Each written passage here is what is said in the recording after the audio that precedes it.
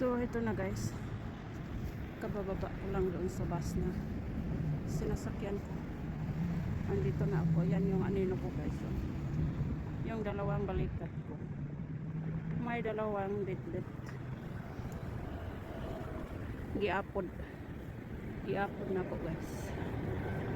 Ayun, so dito na ako. Makikita natin dito ayun mga sanga ng kahoy dito. Tingnan natin. Huwag naman hulog ang cellphone. Ito guys, oh. Mayroon ng unting-unting piuros. Yan. Namiuros na. Kahit may ano pa, malamig pa ang panahon. Yung mga puno din ay marunong. Mayroon din silang na tuwing mga ganitong panahon, sa ng February, mag-umpisa na rin silang ano yung kanilang buds ba? Yun. Kasi ang mga flowering trees dito, ang unang sumusulpot pag spring ang mga bulaklak bago yung dahon. Yun ang napansin ko.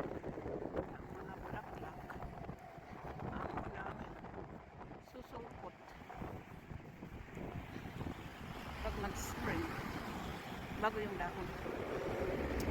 So ngayon dito guys, ako ay ang laking truck, mabigat. So ano ko, ayun, wait down. So tatawid ako pag magiging green na yan at saka magkaroon na ng sign na ako ang tatawid. Ang pagsasalita ko guys ay paisa-isa. Kaya pag mag-i-edit ako, ayan, akin na yan. Kaya pag mag-i-edit ako guys, nilagay ko talaga ang fast forward or yung kahit ano lang, 1.1 or 1.2, yun. At least man lang medyo ang pagsasalita ko ay hindi ganong mabagal. Yun. Mabagal talaga ako pagsasalita guys.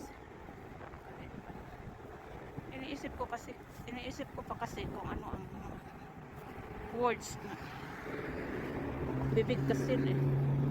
Ayan. Ang hangin dito nakaka-disturbo sa akin, nakaka-irita sa akin dahil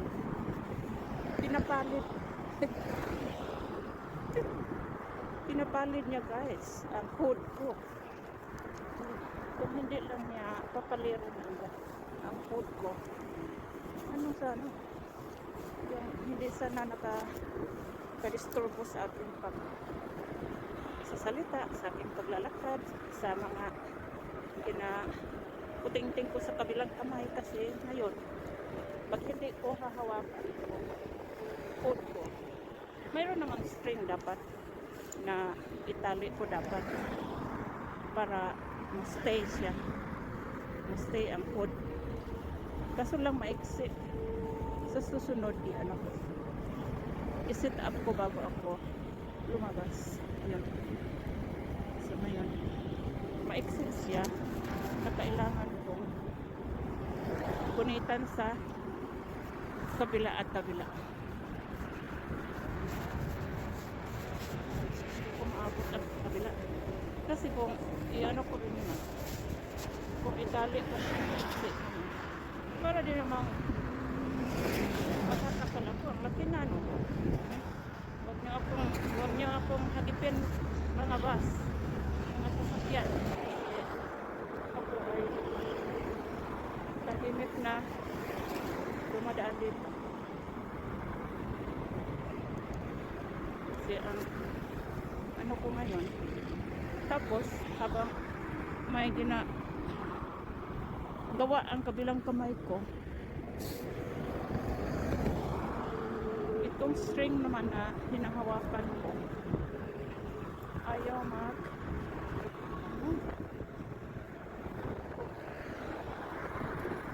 kung itali ko naman dapat ko siya kabilang dulo ng string at ang kabila. Ano rin naman yung parang ako ay sinasakot.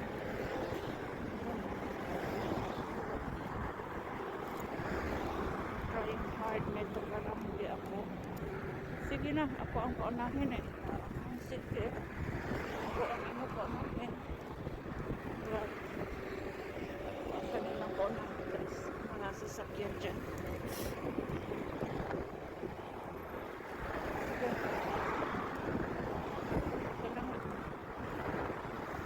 Ito na ang aking magawan ko rin ang paraan guys.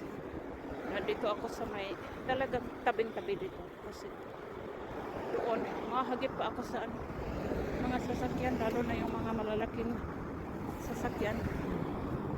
Kung doon ako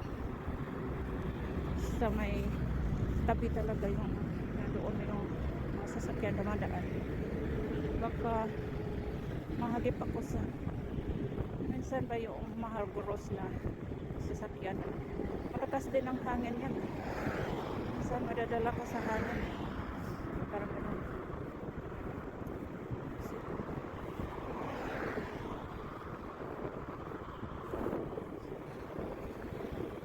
Ano pa? 3 o'clock pa ngayon. Tawag nito. Naaga pa. Naaga pa kasi. Mayroon pa akong chance na makapag-nilay-nilay mamaya pagdating yun nilay-nilay hanggat nila makakarating kasi ang challenge ko naman itong paglalakad nitong snow na ito kasi makapal pa yan. Aking lalakarin mamaya pagdating doon sa baba. Tingnan lang natin kung ano ang magagawa ng aking paa. Sana naman pagdating doon sa bahay ay hindi rin naman ma-frozen ang paa ko dahil sa lamig at saka sa snow na papasok sa aking sapatos. Yun. We will see.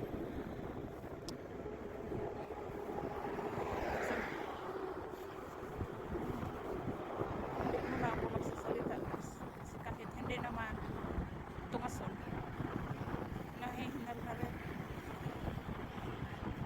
hindi na muna magsasalita kasi